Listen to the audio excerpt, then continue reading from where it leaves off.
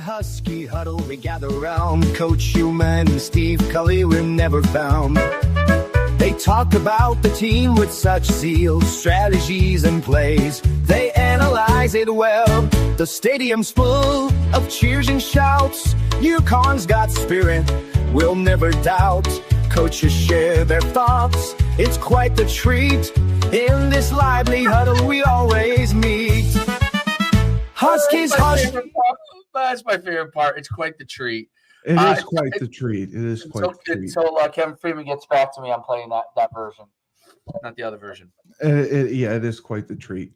Anytime we get together, it is quite the treat. The first away game is at Florida Atlantic. That can't be right. I know we played Central. We play Central Connecticut. We played Delaware.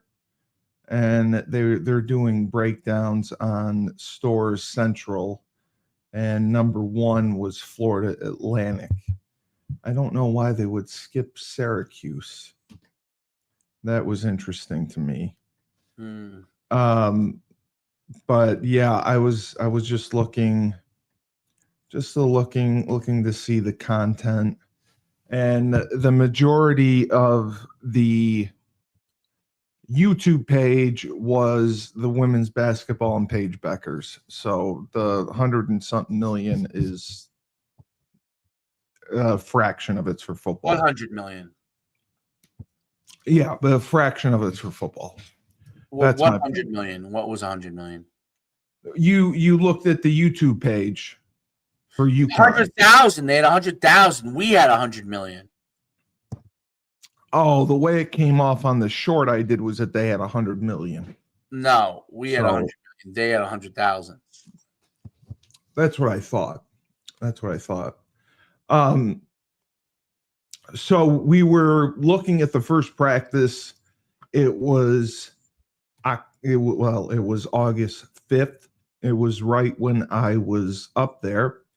They were doing walkthroughs in the morning, practice in the afternoon, and they practice outside and inside. So they'll do the walkthroughs inside, and then they'll walk up the stairway to hell, as we used to call it, to practice outside.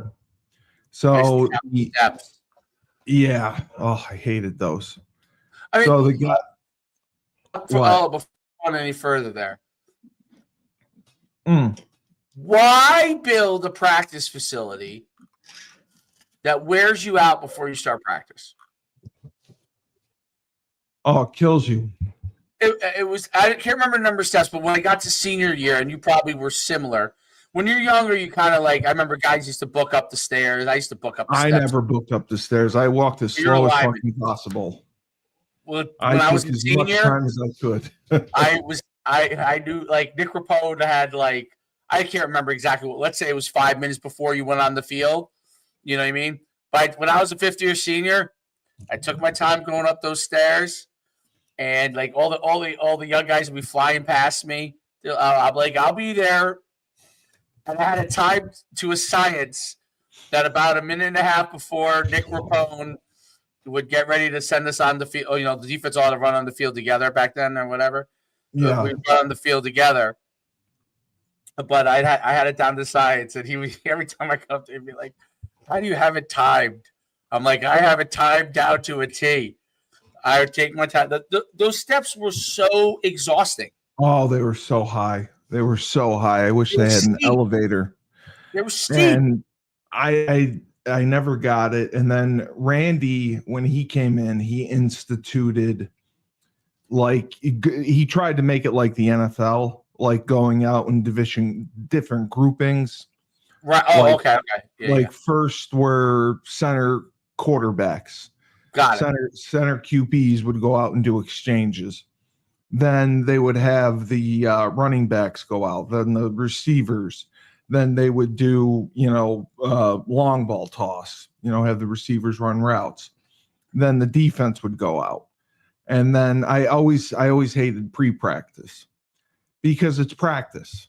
Why call it pre-practice? Yes, I remember that. It used to drive me nuts. It used to just be a way to get around the timing because you're allowed 20 hours during the week. So if you call it pre-practice, it doesn't count towards the hours of practice. But it was an extra 20 minutes that you had to practice. Oh, it drove me nuts. Yeah, it drove me nuts because we'd either be in walkthrough or we would be split off into position groups. We'd be doing pass sets or punching the bags. And I'm like, this is practice. Like, this is indie. Like, this is indie without getting away with indie. So it just drove me nuts. And their practice pace now is so much different. The speed of it and the timing, like it's rare to go 2 hours. Correct. If you go 2 hours, it's better now. Yeah, much better. They get up, they get into it, they do and I was never a fan of the dynamic warm up, but they do the dynamic warm up. It gets you ready to go, so you don't have to do the static stretching. Everyone says static stretching's bad. I always like static stretching, so I didn't have to move. But that was just me. And they do that, and then they get right into it. They do indie, and they do several different mixes of team drills. And the guy that looked good, which was nice to see, was Joe Figiano. He made some good throws. He had excellent pocket presence, which I wasn't sure he had the best of last year as far as navigating the pass rush, knowing when to step out, knowing when to step up, knowing when to step out. He was very good at navigating his way around the rush. And the thing that impressed me the most, he got rid of the ball fast. He catches, he throws. He catches, he throws. No matter what the scheme is, he gets the ball out, and he's got a lot of targets to do so. Evers, really, I'm not even sure he's a Division I quarterback. I hate to say that. Fair enough. Yeah, fair enough. I hate to say that, but he throws okay on the run. But if you watch him just catch and throw, his accuracy is all over the place. He makes receivers work for the ball. Plays that could be caught if he threw it on time and could go for big gains are not that, because he'll throw it behind him, he'll throw it high, he'll throw it low, and it's just a mess. So I really wonder his future, because the kid that looked good was the true freshman, Farrar, Kassan Farrar, the Virginia state quarterback of the year. Throws a really, really good ball. Okay. He's got a strong arm, and he's got touch. And the other thing that was impressive, he showed some leadership qualities. For a kid who's 17, 18 years old to come in and show some leadership values, I think that's huge. And I think that puts him above. I would invest in him. I would give him the reps more than Evers. I would give him the reps more than Tucker McDonald. And I would groom him to replace Joe Figiano. And more time with him too. So and young. The running backs are obviously the most talented group on the field. Between Cam Edwards, Mel Brown, they're just a dynamic tandem. Yeah. And, they're both deceptive in their own ways. Everyone thinks Mel is the fastest of the group. Cam can turn it on as well. Cam's a burner. No one's running Cam down. And people don't think Mel is physical. Mel's physical. Mel will run through you. So it's a really good tandem. And then I love, and I said this last year, I love MJ Flowers, the Eastern Illinois transfer. He's the big body. 6 feet, 6'1", 210, 215. In this day and age, that's considered that's a big back. And he runs Right. hard, and he runs physical, and he gets downhill. Victor Rosa, he's in the mix. It's just, who do you take reps away from to play Victor Rosa? That's my question. I'd love to see Victor Rosa play, but who do you take reps away from? Yeah, I don't see it. Receiver, I wasn't paying attention, but from what I've read, freshman Mackie Johnson did well. They don't know if he's going to get out there, but he's a big target. He made some nice one-on-one catches. I'm sure Jaden McDuffie did as well. Chris Parker, the transfer from Central Michigan, he had a good practice, but he played well in the spring as well. Shamar Porter, another transfer who I was very high on. I thought he did well in the spring. He had some great catches. And the staff feels good about the wide receiver group. And then, we talked about the offensive line. Ty Chan from Notre Dame, Ben Morawski is going to be they're both going to be playing tackle. Wes Ho is a Ho, and he's the Syracuse transfer. He's going to be playing at center. And it looks like they went out with Kyle Jurgens and Karsten Cassidy at guard, which wasn't shocking. I can't remember which one were returners, but it's still a lot of transfers. Defense allegedly did not, it's a question mark because, Dave, in the first few practices, they can't tackle. So, offensive guys run through people. Defensive guys sometimes go a little bit harder to butt them up and hold them and take them down sometimes. So it's tough to truly evaluate until you can see how they tackle. And that's another huge question mark in college football altogether, tackling, because you're talking going live maybe once a week during the season. So how do you teach tackling without actually tackling? That's always difficult. The secondary. It is for everybody now too, though. No, I know. The secondary looked good. And I believe the Samoan kid we talked about was playing at one of the safety positions, but that's really an outside linebacker position. And then the Nebraska kids, we had the two Nebraska transfers on the D line look good. The kid that I really was high on, Taekwon King, the leading tackler from Temple last year, transferred in. He had a good practice, and he's the guy that I don't know if he plays the same position, but I think he'll have the same impact as a Jaden McDonald, and that's what they need. And we talked about the D-line from, Ben Smiley and some of the other guys that were there.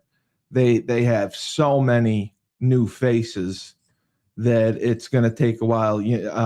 Trent Jones, the second, is also there.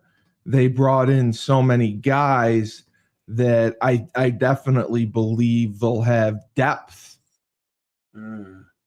But as far as getting into the rotation and mixing and matching, that's going to be difficult to see. The returner, the biggest returner they have is Curvins Shoot. He's a UCF transfer from last year. He's the most experienced. He played in 8 games, and he played in the bowl game last year as well. But like I said, he's more of a run stopper. He's not a pass rush guy. Ben Smiley, I already talked about. He's the guy that was the major get in the portal. He's going to be there on the edge, and I think he'll do very well. And then we have Vincent Carroll Jackson. He is the Nebraska transfer. We watched him on film.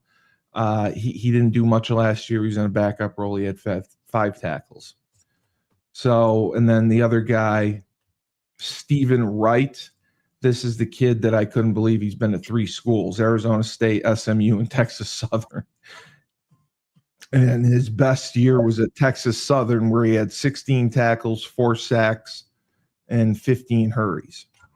So again, we talked about how you're seeing a group with, 24, 25-year-olds. These are grown men. So I think that plays a part in it. You're going to have maturity. You're going to have guys who know they're in their last year. There's no more transferring. This is it. So they have to make the most of it. And I do believe, I mentioned it on one of my Instagram reels, we can go undefeated. But my question becomes, if we do go undefeated, it's not going to matter if people are not there to see it. We have to find a way to average over 30,000 people a game. That's always been my argument. Because to be attractive to a conference, you got to put butts in the seats. Can we get there without having an on-campus facility? We have in the past. Why not? That's unfortunate. We have in the past. Get a text on an $80 wine that's we sell for $20, and you can just hit the number 3, and it comes to your home. That's the reason it exploded. It's literally the easiest way to buy wine. Yep. It's the easiest way to buy wine. I'm sorry, I was looking at something. I know. It's your ADD. Do I have ADD? Do you think it's confirmed? Yeah. You 100%. You have ADD. But so do I. It's okay. We all have ADD. We all have ADD. Oh man, we all have ADD. A nightmare to my mother as a kid. I lose you after 5 minutes. So yeah, my mother must have drove her bonkers. No. As long as you weren't getting complaints from school, you were an angel. I'm sure. Yeah, I was good. I was pretty good in school. But no, I believe that my mom just threw me out of the house. She would just say, "Get outside and go play." From 2003 to 2010, we regularly sold out games. I believe we can get there. You guys sold out games back then? Yeah. We had a sellout record for a while. Oh yeah, I went to a game when it was sold out. Yeah. When you guys were playing. They were. I mentioned this. They were this close to expanding the stadium to 60,000 people. Thank God they didn't do that. The Rentschler Field had the ability to expand to 60 when they built it. And after the Fiesta Bowl, they were going to put it at 60. But then Randolph left and all went to hell. So that's why. Is Randolph Randy? Yes. Yeah. I'll send you the personal message you sent me when they interviewed him. But again, going undefeated, I think is part of the piece. I don't think it's everything. Winning doesn't cure all in college football because there's so much money at stake. They have to get the attendance. They have to get merchandise sales. They have to show that they're of value to a conference. And that is what is going to get them in. That is what is going to get them invited.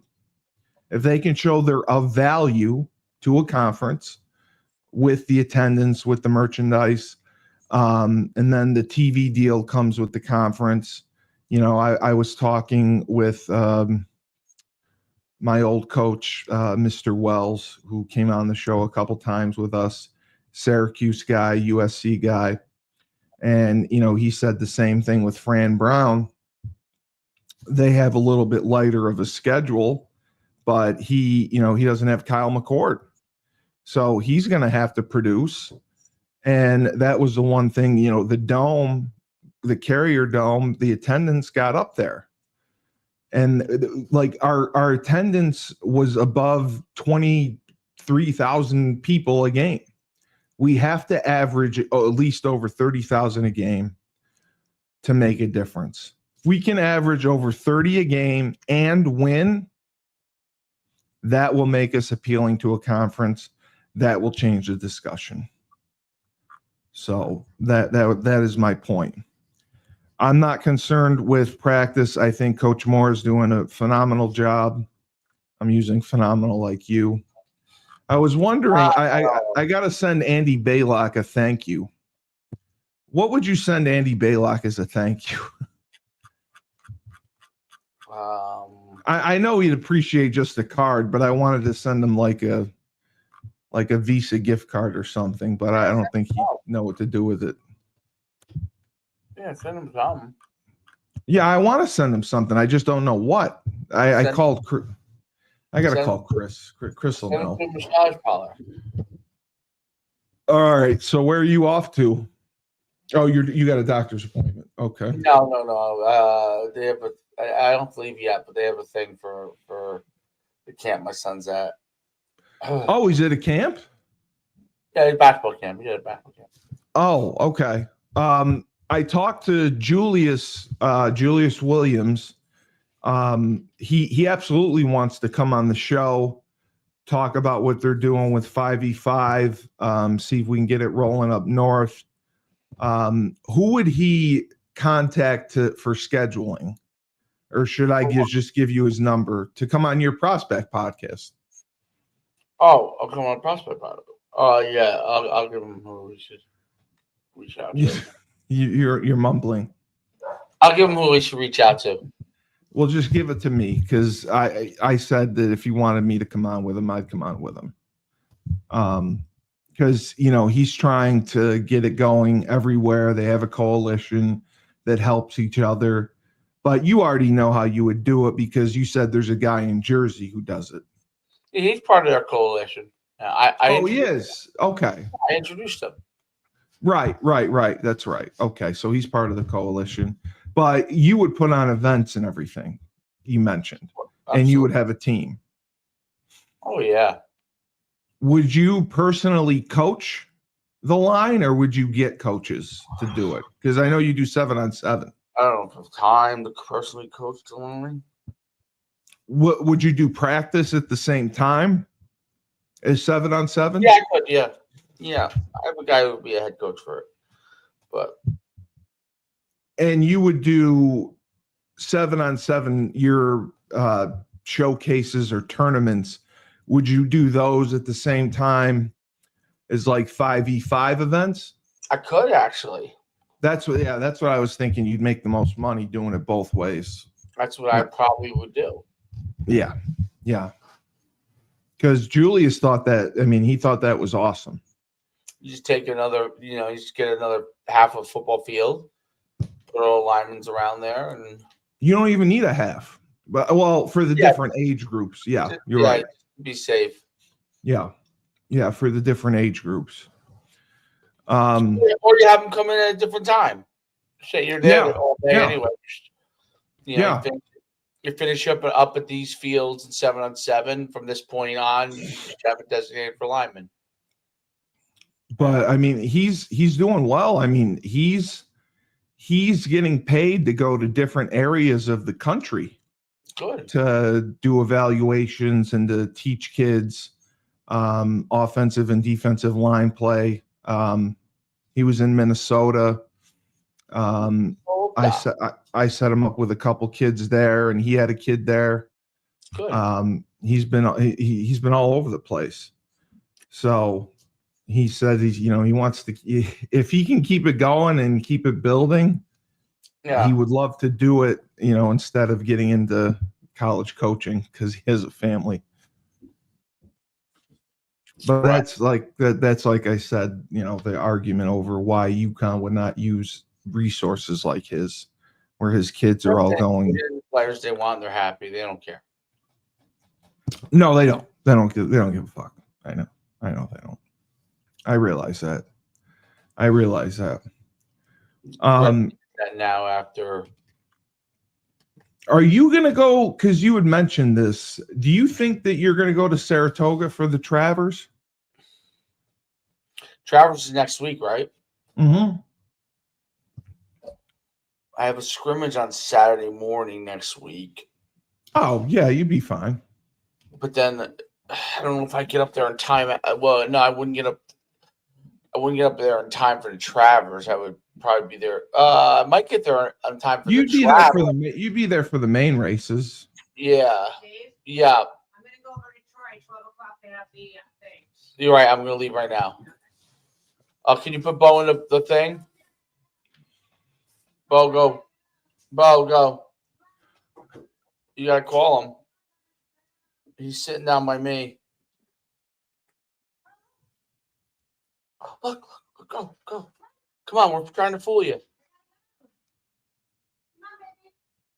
There's nothing like trying to trick your dog. He doesn't want to be tricked. Oh, they're smart. They know after a while. Oh yeah, he knows we're duping him. They know they're not dumb, dude. They're not dumb. They know when they get duped. No, they do. They do. They once you get them once, you're not going to get them again. Oh, he's not coming, Dave. He's not coming, Dave. He's not going to be duped. He's not going to be duped anymore. How old is Bo? 9? 10. Yeah, so he knows. No, he's a year and a half old. 10 years older than regular. Yeah, he knows. Yeah. Do you really like the Starbucks thing? I mean, come on. That's disgusting. I do. Yeah. Well, it's the best part. It's the foam. Brown sugar foam. Yeah. Sweet cream. Of course I lick it. You're a gross man. I'm a gross man. You were like licking peanut butter off your fingers the other day. I didn't say that I didn't say that I wasn't gross. I just said that you are. You don't need to say that. That's a known fact. That's a known fact. I think my shoulders are getting big again. I think so too. You're 292, so yeah. Getting big. Yeah, you are getting big. Are you guys doing anything this weekend? I don't think so. I don't think so. You should watch Diana's documentary. Yeah, I was gonna watch it when it had it's on Prime. She was a couple things ripped her. She was interviewed for something. I don't know if they ripped her per se. Really? She said that she had a quote where she said, "What did she said?" It was something that like. Was it about like Caitlin Clark or the players of today? It was some. I can't remember now. Raw. Okay, here it is. She got the raw end of the stick. But maybe that was it. I saw a quote. And I was like, like yeah. It said that she got the raw end of the stick because they did not put her in the final Olympic game in Paris when they won. Was that it? I don't know if that was it. I gotta find it. I don't. Maybe I saved it. I might have saved it. Hold on. Let me see before I go. I might have saved it in my phone because I was like, I didn't know if you never know on the internet if these things are real. You know what I mean? Mm-hmm. So I wasn't sure. I wanted to read it to you because I figured you might know. Yeah, no, I mean it said It was. a Here it golden is. snub. No. Here it was. No, it was. I don't know the date on this. That's the thing. I don't know, but it was posted like yesterday. Diana Taurasi spoke on having to play abroad during the off season to make more money. They did, yeah, She said, "I'm the best player in the world. yeah. The effing janitor in the arena made more than me." She's But right. it solicited a firestorm. So That commented. yes, because she wasn't meaning it that way, but basically What's came it? Demean across like, janitors? yes, correct. Dude, when she came in, they were making $42,000 a year. Well, you know what people wrote? People are funny. People wrote, the janitor contributes more to the bottom line revenue than I mean, WNBA. the WNBA has never turned a profit. That's why people were commenting against. There you go. Again. Right, But, they're saying the janitor helps the bottom line by keeping the arena that's profitable. I mean, it set up a firestorm. I did see this, but she reflects on the gripe. D doesn't have a filter, which is No. which is great. I'm the best player in the world, and I have to go to a communist country to get paid like a capitalist. One time I came back and I was like, actually, here's the irony. You ready? yeah. If she was actually paid like a capitalist, she'd owe money. She would. So she would, right? She even in America, she was paid as almost communism. Yeah. In the communist country, she wasn't paid like a capitalist. She was paid like she was. She was just paid because she was a star. It had nothing to do with how much money she brought in. But in America, it was. You're right. In America, she was paid a low amount, but it was because they made no money. Correct. And if they actually paid her like a capitalist, unfortunately, has zero to do with how good she is. Obviously, she's a great player. Yeah. But unfortunately, she wouldn't have got any money. They would have made her play for free. My roommate. Now, UConn's different. If it was today, she'd be more than paid. Millionaire. She wouldn't have to worry about it. Paige Becker doesn't have to worry about it. But my roommate played on the men's team. He married a girl on the women's team. Right. We used to hang out all the time. He said that D used to play over in Russia because there were these Russian billionaires that owned teams that they just wanted to beat each other. Yeah. Like if you went to the games, nobody would be there. There'd be like 5 people at the games. Right. It would just be the billionaires wanting to compete with each other. It's like racehorsing. Right. With nobody watching. That's not capitalism. And that's how she made money. Those are oligarchs. So unfortunately, they're called what? Oligarchs. Oh, I never knew that. Yeah, they're not dictators. They're oligarchs. They're very high, powerful businessmen. There's not a lot of them. They all collaborate to keep other people out, and they compete against each other. The 5 of them. I want to be an oligarch. We all do. They're all billionaires. Oh, okay. All right. We all do. I got to run. Do you want to keep going? No, you're fine. You sure? No, we're good. We're good. No, I was just curious how that worked. You know what's so great about the Husky Huddle? No. I mean, we get lots of great shorts no matter how long we go. Oh, I know. I got all the short. I did my shorts too. The shorts are huge. They're awesome. Yeah, they are. They are awesome. They are awesome. I have to be careful about ranting too much, but yeah, yes. Otherwise they're awesome. Yes. Well, I just we're, like I said, we're just trying to help them. We're trying to drive traffic to the website. Fine, Dave, go run and say yes to greatness, and I'm gonna go fuck myself and when life gives you lemons, don't make lemonade. Take 2 oranges, and I'm going to shove them up my ass today. All right, nice. There you go.